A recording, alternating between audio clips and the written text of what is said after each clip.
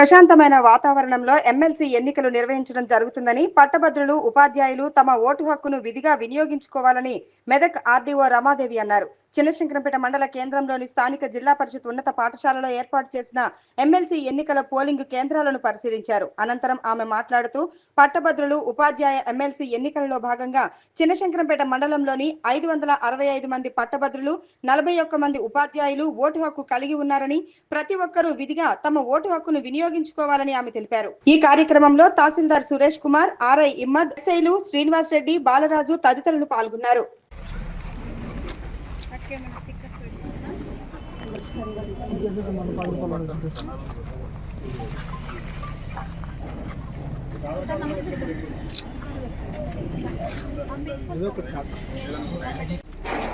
నమస్కారం, నా పేరు రమాదేవి. నేను ఆర్డీఓ మెదక్. ఇక్కడ శంకరంపేట మండల హెడ్ క్వార్టర్లో ఎమ్మెల్సీ ఎలక్షన్ ఏ విధంగా జరుగుతుంది అనేది పరిశీలించడం కోసం రావడం జరిగింది. ఇక్కడ graduate electors 565 and teachers electors 41 ఉన్నారు. ఓటింగ్ ప్రక్రియ ప్రశాంతమైన వాతావరణంలో చాలా సజావుగా సాగుతుంది. ఓటర్లందరూ కూడా తమ ఓటు హక్కును పూర్తి స్థాయిలో వినియోగించుకోవాలని కోరుతున్నాను. Thank you.